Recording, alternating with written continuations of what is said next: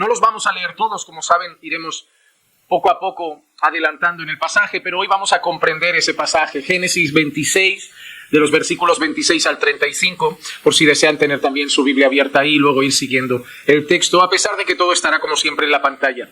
Antes de empezar con el pasaje en cuestión, antes de empezar con los versículos, me gustaría traer una pregunta inicial, y es la siguiente. Dios está presente en todas partes. Sin embargo, no todos son conscientes de la presencia de Dios. Cuando las personas ven tu vida, ¿hay evidencia de que Dios es tu Señor? ¿Hay evidencia de que Dios está contigo? Yo quiero empezar con esa pregunta. Quiero que la tengan en el corazón. Esa pregunta, cuando la gente nos mira, cuando la gente te ve, la gente dice, es de Dios. Esa persona es de Dios. Esa persona camina con Dios. Esa persona es un hijo de Dios. Dios está con él o Dios está con ella. Guardemos esa pregunta en el corazón y vamos a entender eso en el desarrollo del mensaje, porque lo primero que vemos en la secuencia de versículos de hoy es eso. Es como unos paganos son capaces de ver que Isaac es un hombre con el que Dios está. Génesis capítulo 26, versículo 26 y el principio del versículo 28 dice: Entonces Abimelech vino a él desde Gerar con su consejero Ahuzat y con Ficol, jefe de su ejército, y le dijo a Isaac, ¿por qué habéis venido? Y le dijo Isaac, ¿por qué habéis venido a mí, vosotros que me odiáis, y me habéis echado de entre vosotros? Y ellos respondieron, vemos claramente que el Señor ha estado contigo. Recuerdan que Isaac ha tenido unos percances anteriormente. Isaac tenía la dicha y la bendición de contar con los pozos que su padre Abraham había cavado. Él había hecho el esfuerzo de abrirlos porque la gente con mucha maldad los había dejado ciegos. Los había llenado de arena para que él no tuviera acceso al agua de esos pozos. E Isaac los había destapado. Además de eso, Isaac había cavado nuevos pozos. Y allí donde Isaac cavaba un pozo, el pueblo venía, hacía conflicto contra él, le ponía trabas. Y si recuerdan nuestro mensaje anterior, Isaac intentaba evitar el conflicto, se iba a otro sitio. No me quieren aquí, me voy a otro lado. Pero allí donde Isaac llegaba, le iba bien. Así, allí donde Isaac llegaba, cavaba un pozo y hasta el punto que recuerdan que encontró un pozo especial. Un pozo que decía un pozo de agua viva. Era como un pozo de agua que no era estancada, un pozo de agua que no estaba quieta. Se refiere a un pozo de agua que corre, que está todo el tiempo en circulación. Eso significa que el agua está más limpia, es más pura, no está estancada, por lo tanto no tiene tanto peligro de tener infecciones, de cultivar bacterias, bichitos y cosas similares. Entonces ellos le estaban haciendo la vida difícil a Isaac hasta el punto que se va desplazando y ahora, donde Isaac se encuentra en Gerar, llega Abimelech, desde Gerar, y quiere estar cerca de él y eso sorprende a Isaac. No me habéis querido echar. No soy un problema para vosotros. No me habéis hecho la vida imposible. No habéis estado destrozando los pozos. No me queríais en ningún sitio. Me habéis echado de un lado para otro. ¿Por qué ahora queréis estar conmigo? ¿Por qué ahora queréis estar cerca de mí? ¿Por qué ahora queréis que tengamos una relación si constantemente me habéis puesto trabas? La respuesta es impresionante. Vemos claramente que el Señor ha estado contigo. No dice solamente vemos que Dios está contigo, es que hay un énfasis añadido. Vemos claramente que Dios está contigo. Hermano amado, eso no es algo que solo le pasa a Isaac. Eso es algo que a lo largo del relato de la Escritura Dios ha hecho con sus siervos. Por ejemplo, nosotros vemos a Dios respaldando a sus siervos en pasajes como Josué capítulo 3 y versículo 7. Y el Señor dijo a Josué, hoy comenzaré a exaltarte a los ojos de todo Israel para que sepan que tal como estuve con Moisés, estaré contigo. Así que este pasaje ya nos habla por un lado que el pueblo pudo saber y percibir que Dios estaba con Moisés. Ahora Moisés ya no está. Josué ha llegado al frente del pueblo para ser el líder del pueblo, para guiar al pueblo. Y claro, hay un miedo, ¿no? Van a querer al nuevo líder, van a querer al nuevo guía, van a empezar a comparar. Ahora decían, yo a Moisés lo quiero, pero a este no. Pero Dios nuevamente muestra su respaldo. ¿Y qué le dice a Josué? Tranquilo, que a partir de hoy te empiezo a exaltar para que el mundo sepa, para que todos sepan que así como estuve con Moisés, voy a estar contigo. Dios hizo eso con Abraham. Dios hizo eso con Noé. Dios ha hecho eso con Isaac. Dios ha hecho eso con Moisés. Dios ha hecho eso con Josué. Dios lo ha hecho con David, dándole victorias inesperadas, permitiendo que ganara batallas que nadie se atrevió a enfrentar, dándole hazañas que ninguno había logrado y todo el mundo veía que Dios estaba con David. Dios respaldó a Elías cuando se encontraba frente a los profetas de Baal, cuando pidió algo que rozaba lo imposible humanamente hablando, y era que cayera fuego del cielo y consumiera agua, y Dios lo hace para respaldar a Elías. Eso lo podemos seguir viendo a lo largo de la historia. Dios siempre ha respaldado a los suyos, a los que caminan con Él, a los que lo honran, a los que lo buscan, a los que quieren hacer su voluntad. Dios no los deja solos y a la deriva. Dios los sostiene, Dios los guarda, hasta el punto que la gente ve, Dios está con ellos. Dios está con ellos. Hubo una ocasión donde se ponía en duda la labor de los apóstoles, donde se ponía en duda lo que estaban haciendo los apóstoles. Se estaba llevando a tribunales, se estaba queriendo juzgar eso, y un hombre muy sabio dijo, ¿saben qué? He aprendido algo. Si lo que está haciendo esta gente no es de Dios, caerá. Pero si lo que está haciendo esta gente es de Dios, esto no se puede tocar. Y va a seguir. Esa es la garantía de la iglesia, esa es la garantía de que la iglesia va a prevalecer, y es que es de Dios. Y Dios siempre respalda a su pueblo. Ahora, yo quiero que analicemos eso en tu vida. Estos paganos vieron que Dios estaba con Isaac. Otros paganos vieron que Dios estaba con Abraham. Mucha gente vio que Dios estaba con Moisés. Mucha gente llegó a ver que Dios estaba con Josué. Mucha gente pudo notar que Dios estaba con David. Mucha gente notó que Dios estaba con José a pesar de estar en la prisión. Mucha gente vio que Dios estaba con Sadrach, Mesach y Abednego. Muchos notaron que Dios estaba con el profeta Daniel. Muchos percibieron que Dios estaba con Elías.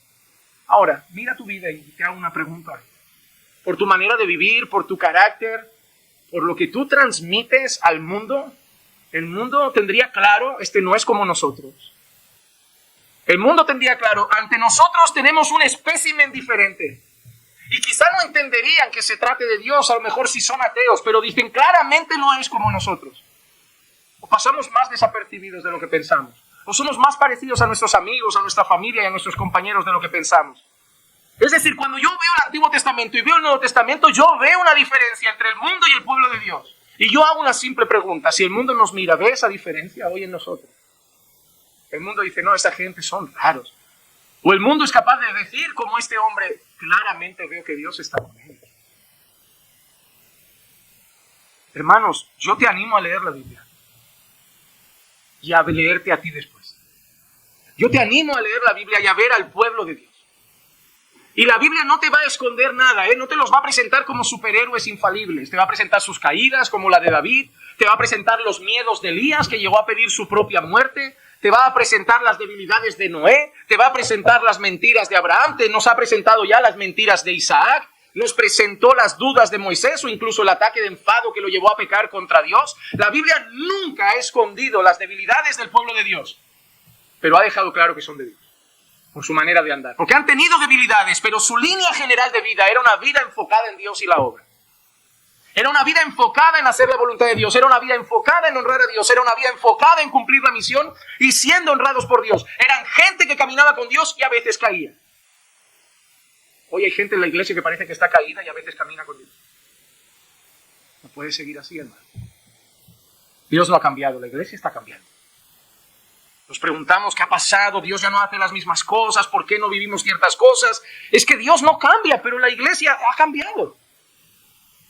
Ha cambiado. Y yo creo que necesitamos ser una iglesia que el mundo mire y vea claramente lo que Abimelech vio. Vemos claramente que el Señor ha estado contigo. Vemos claramente que Dios está con ese pueblo. Dios respalda a los suyos. Dios respalda a los suyos. Y con quien más claramente lo ha hecho es con su Hijo. Con Jesús. En Juan capítulo 3, versículo 2. ¿Recuerdan esto? Este vino a Jesús de noche y le dijo, Rabí, sabemos que has venido de Dios como maestro, porque nadie puede hacer las señales que tú haces si Dios no está con él.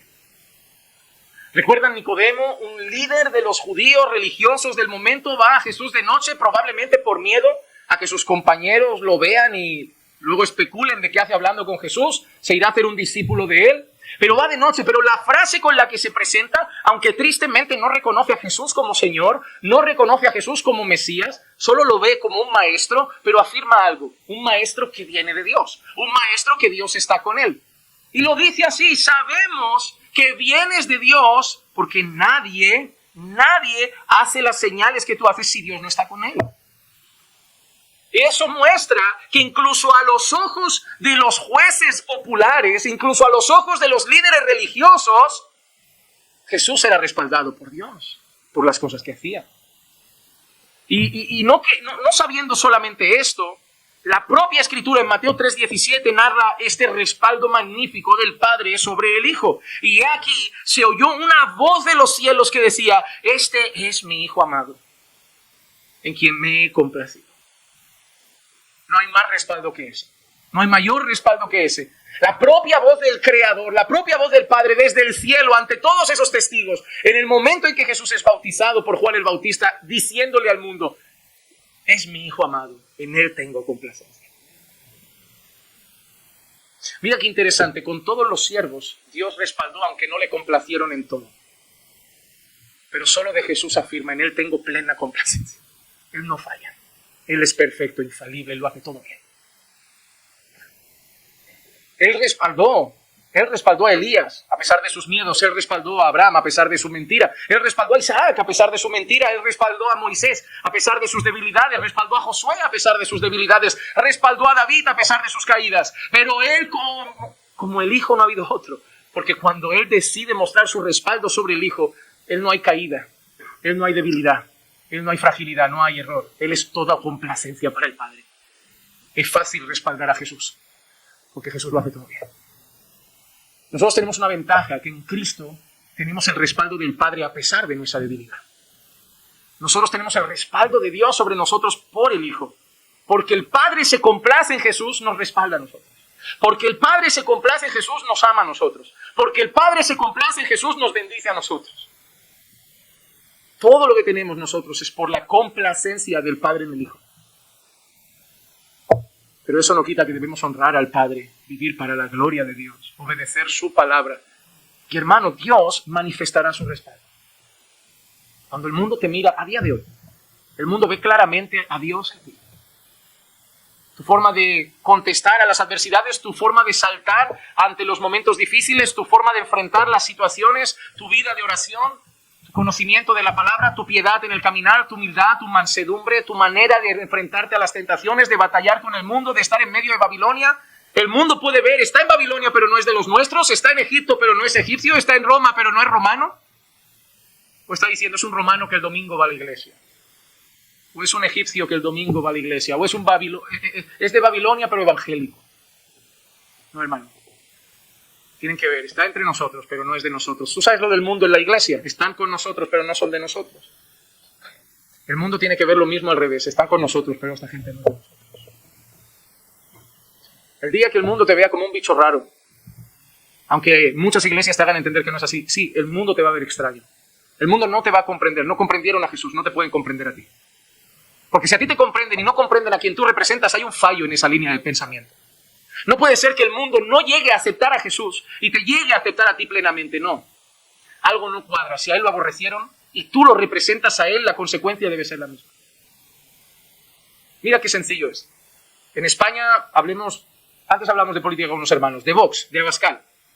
Para el mundo, Abascal pues es racista, homófobo, machista y todas esas cosas, ¿no? Si yo replico su discurso, su carácter, su actitud, ¿qué me va a decir el mundo que soy? Racista, machista, homófobo y todas esas cosas.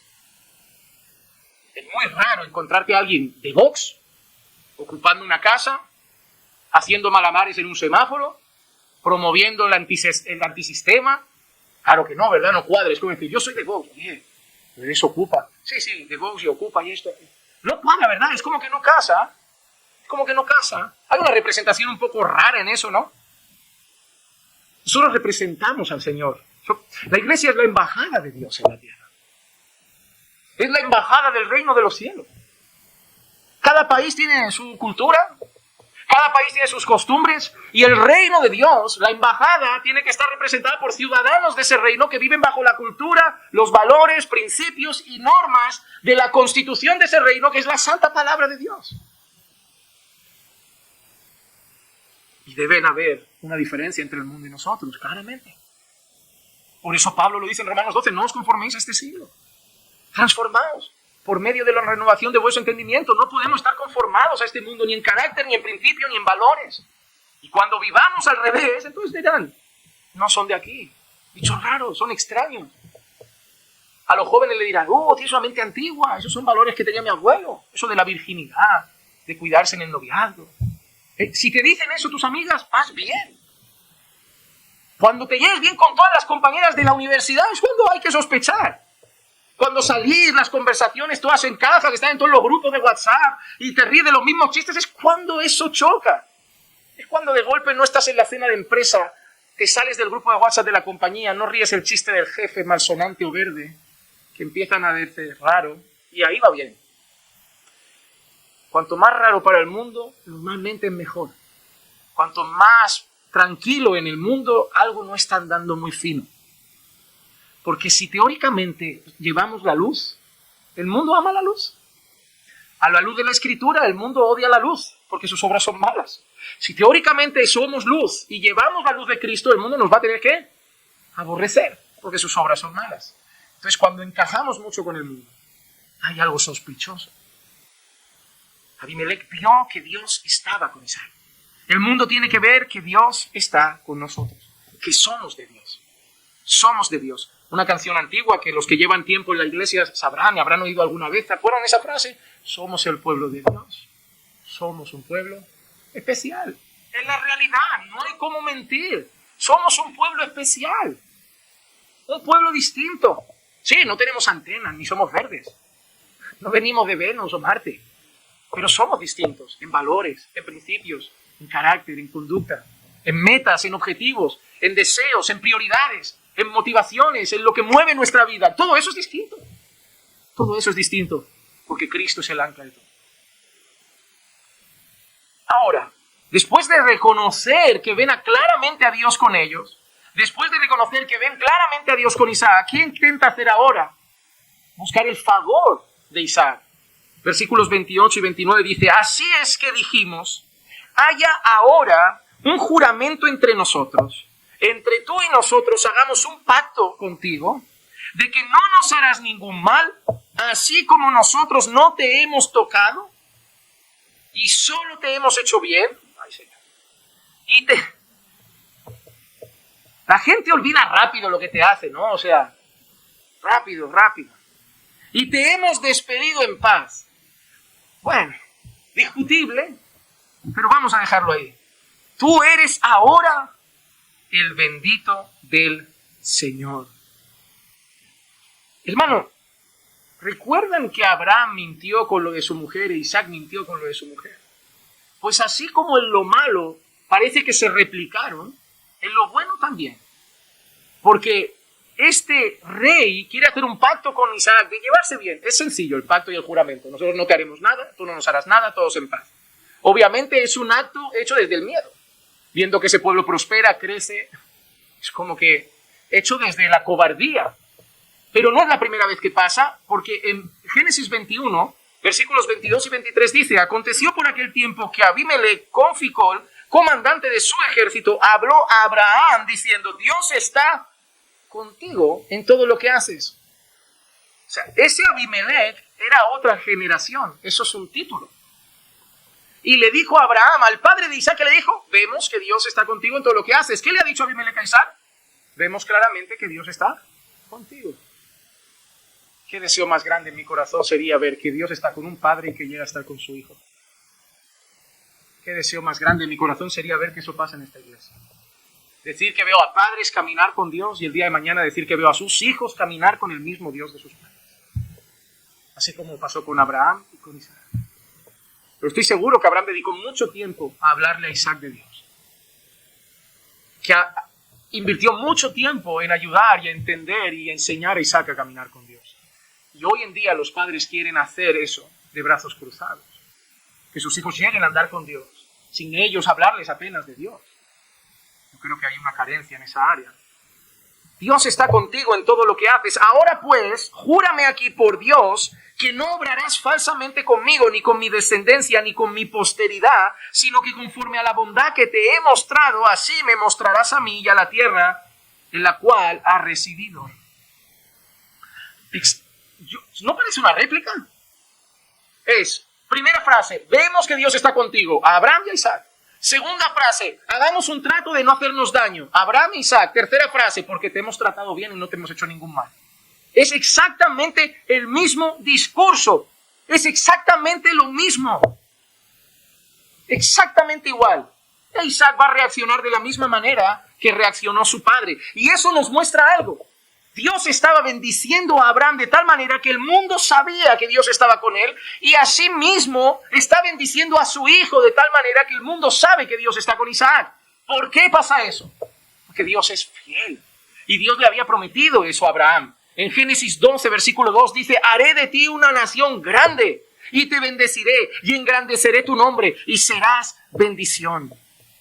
Hermano, lo que vemos en Isaac no es que Isaac es bueno y se ha ganado toda esa bendición. Lo que vemos en Isaac es la fidelidad de Dios. No hay que ver a Isaac como el gran hombre que se ganó el favor de Dios. Hay que ver a Isaac como el cumplimiento de la promesa de un Dios fiel que le dijo a su padre, te bendeciré a ti y a tu descendencia. Y por eso Dios bendice a Abraham, bendice a Isaac y va a bendecir a Jacob. Porque Dios sigue cumpliendo sus promesas. Hermano, la historia de la Biblia no es la historia de hombres buenos ganándose el favor de Dios. La historia de la Biblia es la historia de hombres débiles que contaron con un favor lleno de gracia, que venía de un Dios fiel. Si llegar al final de la salvación dependiera únicamente de nosotros, estamos fatal. Te lo digo, yo no dormiría. Porque yo no sé tú, yo fallo a Dios. Yo fallo a Dios. Y si yo dijera, todo depende de mi esfuerzo, lo veo muy complicado porque yo fallo. No doy la talla, hermano. Yo miro la Biblia, donde Dios dice, así se camina conmigo. Así debes hablar, así debes sentir, así debes pensar, así debes perdonar, así debes ser de marido, de ciudadano, de padre, de esposo, de hijo. No doy. Vivo para dar, me esfuerzo para dar, me levanto cada mañana con el deseo de dar, no doy. Si depende de mi excelencia llegar a la gloria, hermano, yo me voy ya por la deriva. Pero mi confianza no está en que yo lo voy a llegar a hacer excelente y en el último día lo habré hecho tan bien que dirá, ¡wow, te lo ganaste! No, mi confianza está en su fidelidad, no en la mía. En que Él ha prometido ayudarme, en que Él ha prometido sostenerme, en que Él ha prometido empezar una obra que va a perfeccionar, en que Él ha prometido el perdón sobre mí, en que Él ha prometido la garantía de la herencia, en que Él ha prometido que ninguna condenación hay para los que están en Cristo Jesús, en que Él ha prometido que ni lo alto, ni lo profundo, ni lo pasado, ni lo porvenir, ni principados, ni potestades, nada ni nadie podrá separarnos del amor que hay en Cristo Jesús, en que Él ha prometido que es poderoso para sostenerme hasta el final, en que Él ha prometido que yo ya estoy sentado en las regiones celestiales con Cristo, en que Él ha prometido que voy a ser glorificado el día de mañana. En eso descanso. No por eso me relajo y me voy a pecar. Me esfuerzo cada día, lucho cada día, lo intento cada día, y cuando veo un atisbo de debilidad en mí, miro a su gracia y digo, oh, Señor, gracias, voy a seguir caminando. No tiro la toalla, porque a pesar de mi caída, 7 veces caerá el justo y de todas lo levantarás. Yo confío en Él, no en mí, confío en Él. Y eso me da mucha paz. Me da mucha paz porque si no viviría sumergido en la tristeza y en la angustia. Pero me da paz. No me da una paz, como digo, de relajarme y ponerme a pecar. No, porque Él lo odia y yo lo amo. Y el que lo ama guarda su palabra. Pero me da paz que si yo peco, pero confieso mis pecados, Él es fiel y justo para perdonarlos y limpiarme de toda maldad. Yo confío en Él. Él es fiel y Él no cambia. Él no cambia. Él fue fiel con Abraham, Él fue fiel con Isaac, Él fue fiel con Jacob, Él fue fiel con José, Él fue fiel con Moisés, Él fue fiel con Josué, Él ha sido fiel con Elías, Él ha sido fiel con David, Él ha sido fiel con todos sus siervos, Él ha sido fiel con todo su pueblo y Él es fiel con el suyo de hoy. Porque Dios no ha cambiado sus promesas y seguimos siendo el pueblo que está bajo su bendición. No en Abraham, en Cristo. En Efesios 1:3 dice, bendito sea el Dios y Padre de nuestro Señor Jesucristo, que nos ha bendecido con toda bendición espiritual en los lugares celestiales en Cristo. Hermanos, somos bendecidos con toda bendición espiritual. No tenemos nada que envidiar a las bendiciones de Abraham, no tenemos nada que envidiar a las bendiciones de Isaac, no tenemos nada que envidiar a las bendiciones de Jacob, no tenemos nada. ¿Qué envidias? La tierra, una tierra que llegaron, luego se repartieron en tribus. ¿Qué les queda? Te pregunto, ¿qué les queda? ¿Dónde están esas tribus? Si se pelearon entre ellos, si se dividieron en 2 reinos, si se fueron unos por un lado, 2 por otro, cada uno con sus reyes. De ahí la disputa de judíos y samaritanos. ¿De dónde crees que viene todo? Ahora pregúntale a cada uno dónde está su tierra, su pedazo de tribu, su pedazo de tierra, su templo. No les queda. Nosotros sí que tenemos una bendición que no se va. Hemos sido bendecidos con toda bendición espiritual en las regiones celestiales en Cristo Jesús. Nuestras bendiciones son eternas, no temporales, ni pasajeras, ni terrenales, eternas. Las tenemos en Cristo. Así como Isaac era bendecido en Abraham, nosotros somos bendecidos en Cristo. Ahora, ¿qué hace Isaac? Isaac podría aprovechar que realmente es más grande ahora en número, que está más fuerte y que en el fondo Isaac sabe que cuenta con el favor de Dios. Y podría responder ¿cómo? Con violencia. Podría negarse al trato, ¿no? Ahora quieres ayuda, ¿no? Ahora porque vienes con miedo, vienes asustado. Podría ser el carácter de alguno de nosotros, ¿verdad? Hay una canción brasileña que se hizo muy famosa entre los evangélicos de Brasil. Se llamaba Sabor de Miel. La traducción diría algo así: quien te vio en la prueba y no te ayudó, te va a ver en la bendición y se va a arrepentir. Y yo digo, pero qué porquería estamos cantando. Canciones vengativas, pero ¿qué es eso? Y lo peor es que los evangélicos allí la cantaban. No, el enemigo va a estar aquí. ¿Por qué cantamos canciones vengativas? ¿Qué hizo Isaac? Génesis 26:30. Entonces él les preparó un banquete. Comieron y bebieron. Esa es una actitud cristiana. Esa es la actitud de un hijo de Dios. No vengativa. No de, ahora vienes.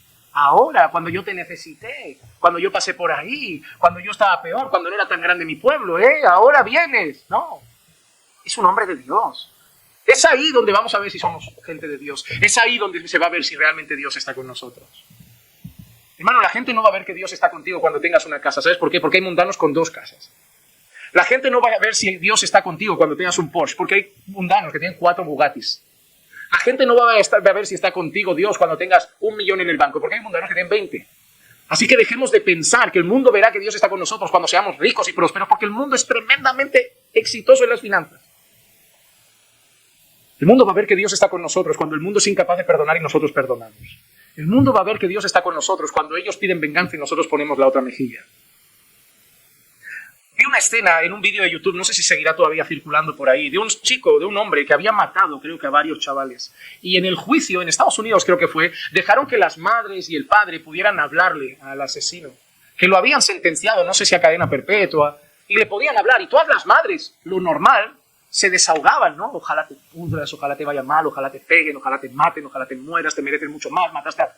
Pero llegó un señor, gordito, con barba. Mientras las madres gritaban eso, el asesino estaba serio. Pero de golpe llegó un señor con barba, gordito, y le dijo que lo perdonaba. No sé si había matado a su hijo o a su hija, y él le dijo, yo te perdono, yo te perdono. Y empezó a llorar. El asesino empezó a llorar. Ese hombre era creyente. Es ahí donde se ve Dios está con esa gente. Porque solo alguien de Dios puede perdonar eso. Es un hombre normal, no lo perdona. Es ahí donde se va a ver que Dios está contigo. Deja de pensar que la gente va a ver que Dios está contigo porque vas a tener éxito. No, es cuando te vas a humillar que van a ver que Dios está contigo, porque el hombre no se humilla. El Hijo de Dios sí puede. En Cristo puede. En el Espíritu puede. Isaac no buscó venganza. Isaac sirvió un banquete. Preparó un banquete, comieron y bebieron. Isaac hizo de manifiesto una enseñanza de Jesús. Mateo 5, 44 y 45. Pero yo os digo, amad a vuestros enemigos y orad por los que os persiguen, para que seáis hijos de vuestro Padre que está en los cielos. Porque Él hace salir el sol sobre malos y buenos y llover sobre justos e injustos. Mira lo que dice, amad a vuestros enemigos y orad por los que os persiguen, para que seáis hijos de vuestro Padre.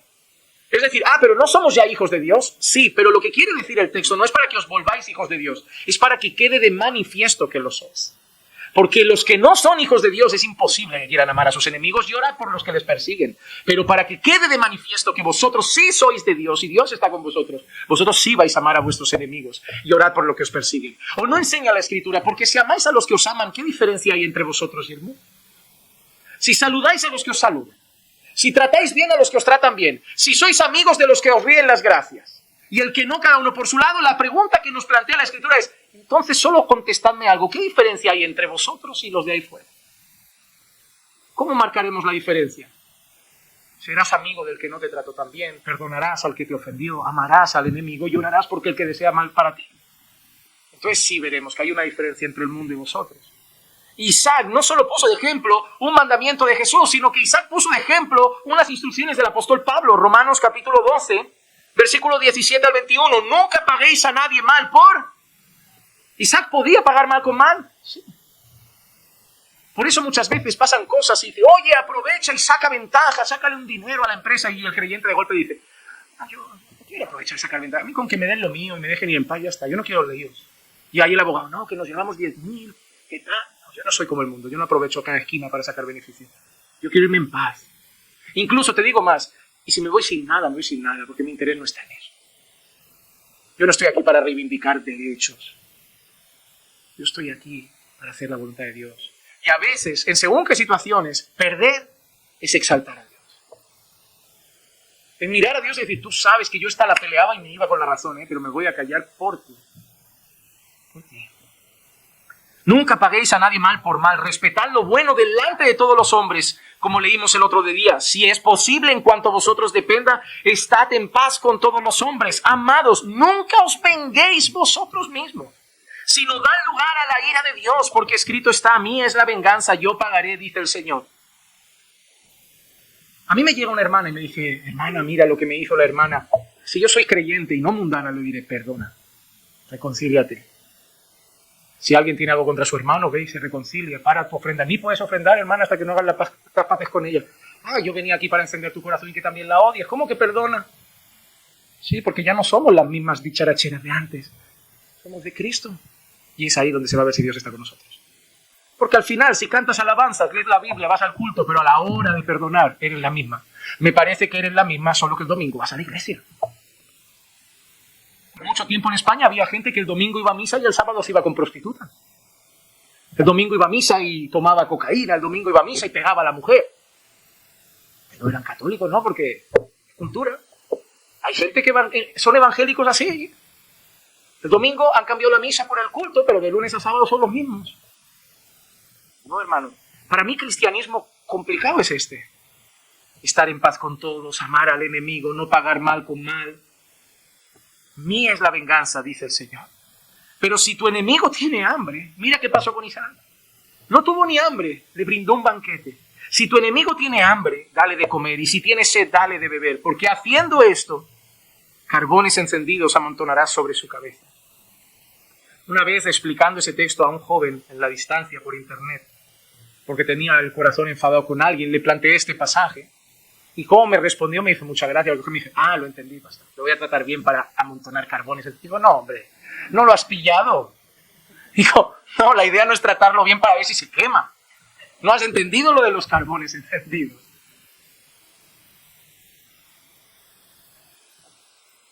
Cuando lo tratas bien, le pasa como al asesino aquel de la esquina. Que el corazón no lo entiende y se empieza a quemar por dentro del corazón. Y dices, no puede ser, si yo le he hecho mal, ¿cómo me puedo hacer esto? Porque es cuando, hermano, es cuando la gente espera un grito y le das un abrazo, que algo se descuadra en el corazón. ¿Qué pasa?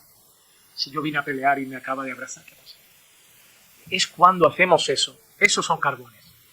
Eso es Dios acumulando también su propia ira, como diciendo, te están tratando bien, te estás alimentando para cuando llegue el juicio no tener excusa. Pero nuestro deber está en hacer el bien. Por eso termina Pablo diciendo, no seas vencido por el mal, sino vence con el bien el mal. ¿Te has dado cuenta? No dice simplemente ignora el mal, dice que lo contrarrestes con el bien. Que aprendamos de la actitud de Isaac, de la enseñanza de Jesús, de la enseñanza de Pablo y seamos capaces de ponerlo por obra. Ahora, ¿qué hacen? Seguimos con el relato. Se hace ese juramento que vino a buscar Abimelech. Génesis 26:31 dice, se levantaron muy de mañana y se hicieron mutuo juramento. Entonces Isaac los despidió y ellos partieron de su lado en paz.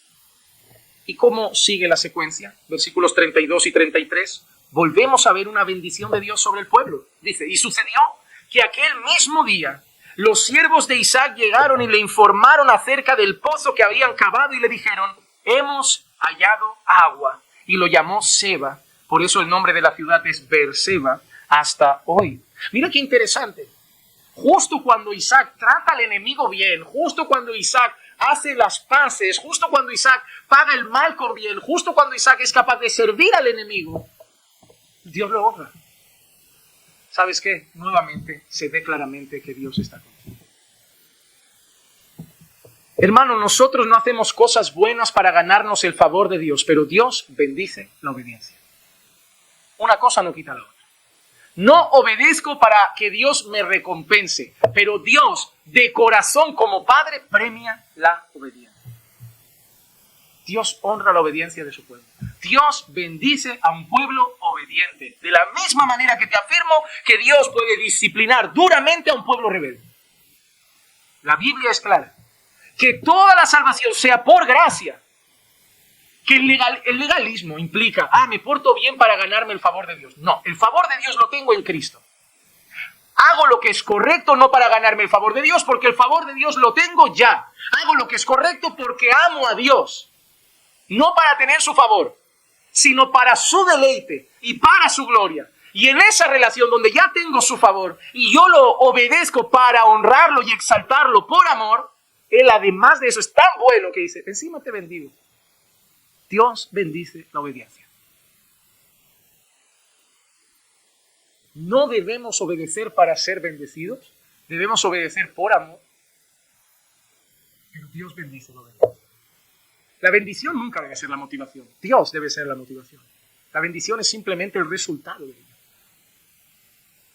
Los panes y peces no deben ser la meta, Jesús debe ser la meta, solo que a veces hay panes y peces. Dios bendice a su pueblo. Y cuando eso sucede, Dios vuelve a mostrar su fidelidad, Dios vuelve a mostrar que cumple sus promesas. Génesis 26:3 dice, reside en esta tierra y yo estaré contigo y te bendeciré, porque a ti y a tu descendencia daré todas estas tierras y confirmaré contigo el juramento que juré a tu padre Abraham. Ahora, ¿qué le ha dicho a Isaac? Te las daré a ti y a toda tu descendencia, y así confirmaré el juramento que le hice a tu padre. O sea, las bendiciones de Isaac no se van a quedar en él, van a ir a la siguiente generación, pero todo tiene el mismo origen, en Abraham. Cuando nosotros partamos de esta tierra, si el Señor Jesús no viene antes, el siguiente pueblo de Dios que sigue aquí tendrá la misma bendición que nosotros como pueblo de Dios. Porque Dios no dejará de bendecir a su pueblo en Cristo siempre. Terminamos con los dos últimos versículos de hoy. Y el capítulo 26 cierra con un saborcito amargo. Pero yo creo que no es casualidad, que tiene que ver mucho con lo que va a desarrollarse en los hijos de Isaac. Problemas familiares que continúan. Ya hemos visto alguna cosita que ha pasado, pero ahora vamos a ver problemas familiares que continúan. Dice así, cuando Esaú tenía 40 años, ¿te has dado cuenta? ¿Recuerdan con cuántos años se casó Isaac? No se casó con 20. Esaú se casó cuando tenía 40. Hermano, no tengas prisa. Lo importante es casarse con la persona adecuada, en el momento adecuado. Las prisas no son buenas. Hermano, guárdate esta frase en el corazón. Mejor casarte tarde y bien que pronto y mal. Porque si te casas tarde y bien, disfrutarás de unos pocos años casado, porque tampoco seas infeliz soltero. El matrimonio no es una carencia que tenemos dentro y que si no nos casamos seremos infelices toda nuestra vida. No, es una bendición. Pero no podemos tener una carencia, porque si es una carencia se vuelve un ídolo. Y entonces no voy a correr detrás de Dios, voy a correr detrás de casarme. No, Dios tiene que ser mi plenitud. El matrimonio tiene que ser una añadiduría. Luego te pasará con los hijos. Un matrimonio que necesita un hijo para tener plenitud tiene un problema. El hijo puede volverse un ídolo. E incluso correr de cualquier manera. No, Dios tiene que ser nuestra plenitud. Porque hay cosas que no tendremos. Hay gente que no se va a casar. Lo digo en serio. Hay gente que no se va a casar y va a ser feliz en el Señor. Hay gente que se va a casar y va a ser feliz en el Señor. Hay gente que va a tener hijos y va a ser feliz en el Señor. Hay gente que no va a tener hijos y va a ser feliz en el Señor. Hay gente que va a tener una casa y va a ser feliz en el Señor. Hay gente que nunca tendrá una casa y va a ser feliz en el Señor. Porque nuestro gozo y plenitud debe estar en el Señor. Todo lo demás, si viene bien, si no, también. Pero Dios es el todo. Dios es el todo. Mejor casarse más tarde y disfrutar de unos años bendecidos en un buen matrimonio en el Señor, que por prisas catarte pronto y aguantar hasta la muerte sufriendo.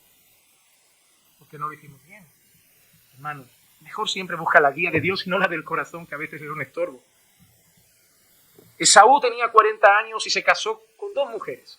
Se casó con Judith, hija de Beeri hitita, y con Basemat, hija de Elón hitita. Y termina el texto. Y ellas hicieron la vida insoportable para Isaac y Rebeca. ¿Te has dado cuenta cómo hay que elegir bien la nuera? Literalmente el texto dice eso. Hicieron la vida imposible para Isaac, insoportable para Isaac y para Rebeca. Cuando nosotros vimos la elección de Dios estaba sobre ¿quién? ¿Jacob o Esaú? Jacob. Luego vimos que eso se empieza a cumplir ¿cómo? En la manera como Jacob, aunque sea mal y con trampas, anhela algo espiritual, la primogenitura, y una bendición, que veremos después. Y cómo Esaú desprecia algo espiritual por algo tan vano como un plato de comida. Ahora además Esaú se está uniendo a un pueblo con el que no debería unirse. Entonces, ¿qué ha hecho ya Esaú? Esaú ha vendido su primogenitura, despreciando algo espiritual y un regalo de Dios, y ahora además Esaú se une a mujeres que Dios siempre ha querido guardar a su pueblo con un pueblo. ¿Recuerdan cuando Abraham buscó mujer para Isaac? Que sea de los nuestros, que sea de los nuestros. Pero Esaú se ha buscado unas hititas. Ese pueblo son enemigos del pueblo de Dios. Más adelante lo vemos claro, en Éxodo capítulo 23, versículos 28 al 33. Y enviaré avispas delante de ti para que echen fuera al hebeo, al cananeo y al hitita de delante de ti. No los echaré de delante de ti en un solo año, a fin de que la tierra no quede desolada y se multipliquen contra ti las bestias del campo. Poco a poco los echaré delante de ti hasta que te multipliques y tomes posesión de la tierra. Y fijaré tus límites desde el mar Rojo hasta el mar de los Filisteos y desde el desierto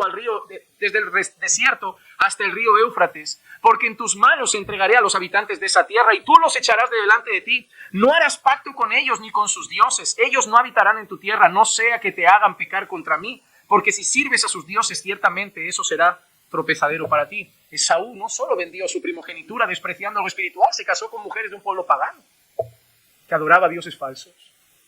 Claramente ya vamos viendo cómo lo que Dios había elegido se cumple. Un Jacob que va a empezar haciendo las cosas tremendamente mal, pero siempre buscando recibir cosas espirituales, y un Esaú que desprecia todo lo espiritual y empieza cada vez a sumergirse más en lo mundano, en lo carnal. Desprecia la primogenitura, se casa con mujeres paganas. Así que, amados hermanos, ¿qué lecciones podemos aprender de hoy? Primero, vivamos de tal manera que el pueblo sea consciente que Dios está con nosotros. Seamos como Isaac, seamos como Abraham, seamos como Moisés, seamos como Josué. El gran error de muchos evangélicos, de muchas personas, es que leen la Biblia y creen que esa gente son los héroes de Marvel. Hay gente que a veces lo dice en las iglesias. La unción de Elías, la unción de Moisés, la unción de... Y yo digo, pero si era gente normal. Era gente normal. Pero los venden como si fueran. No, esa gente estaba aquí, nosotros aquí. Era gente normal.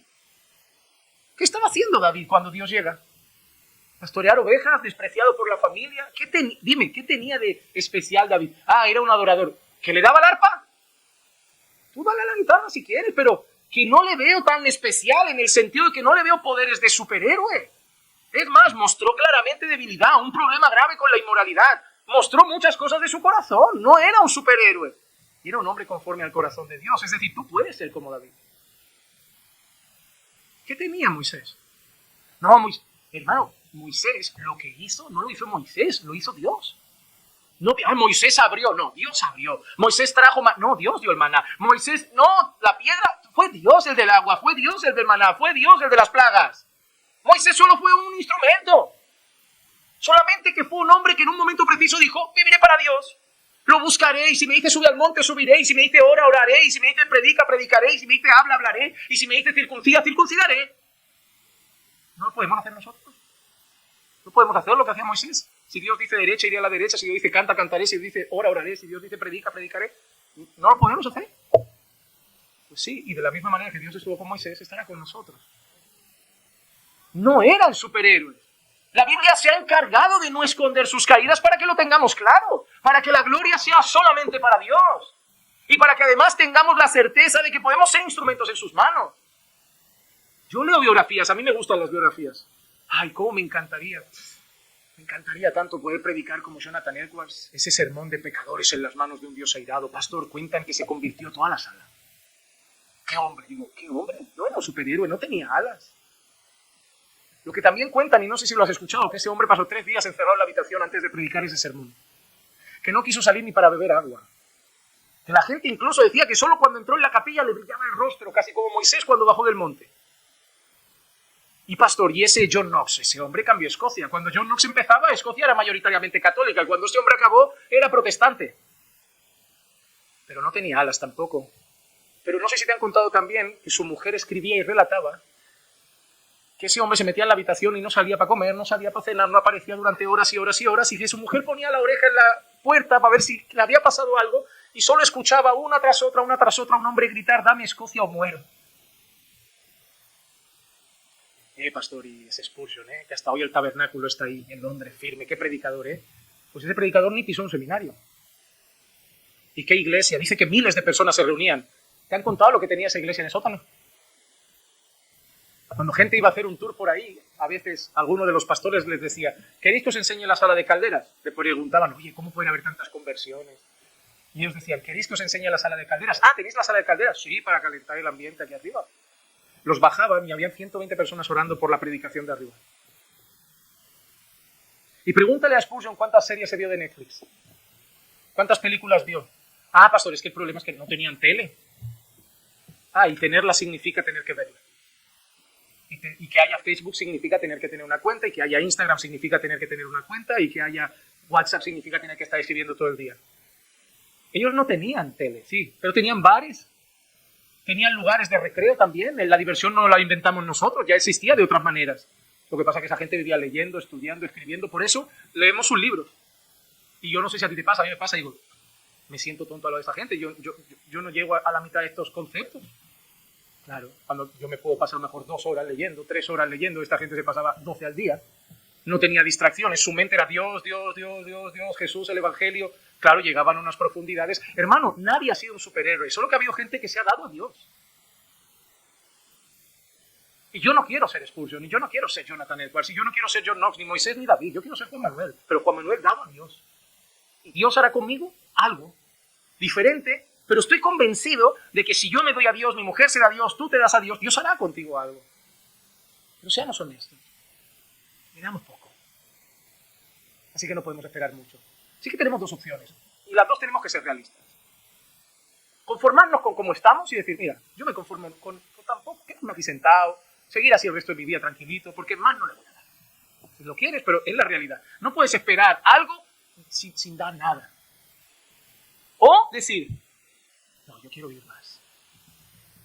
Yo quiero más gozo, más paz, más plenitud, más fortaleza, más ser usado. Entonces empieza a acabar y empieza a darte al Señor. Porque la salvación es gratuita, pero ser usado por Dios te va a costar. Porque yo me harto de leer biografías. Y todos los que han sido usados por Dios han sido hombres de oración. ¿Quieres hablar de Lutero y la Reforma? Ese hombre vivía para leer, escribir, orar, clamar, rogar. Hermanos, son gente que se daba al Señor, se daba a la oración. Se daba. Si tú te das a Dios, Dios te va a usar también. Dios te va a usar. Yo me encantaría ver toda la iglesia siendo usada. Toda la iglesia dada al Señor. En áreas diferentes, pero siendo usados por Él. Porque la seguridad de Isaac, de Abraham, de Moisés, de Elías, de Josué y de David la tenemos. Que Dios está con nosotros. Y Romanos 8:31 dice, entonces, ¿qué diremos a esto? Si Dios está con nosotros, ¿quién estará contra nosotros? Hermano, Dios está por su iglesia. Dios está por nosotros, no hay nada que temer. Yo creo que simplemente hay mucho que darle a Dios. Más en oración, más en palabra, más en servicio, más en entrega, más en renuncia, más en morir a nosotros. Sí, Señor, déjame ser. déjame ser instrumento en tus manos. Señor, úsame para algún propósito de esta generación. Cada generación has hecho cosas. Y nosotros somos el pueblo de esta. Úsanos para hacer algo en Hospitalet, en España, en el mundo. Úsanos. Usa Caminando por Fe. Usa nuestra vida. Usa nuestra congregación. Pero no podemos jugar como Gilson. Ni entretenernos como otros. ¿Queremos eso, hermanos? Pues vamos a tener que orar, ayunar, clamar, buscar, morir. Yo estoy dispuesto, juntos, a que lo hagamos. Y como dice el Salmo, en Dios haremos proezas. Y el mundo sabrá claramente que Dios está con nosotros.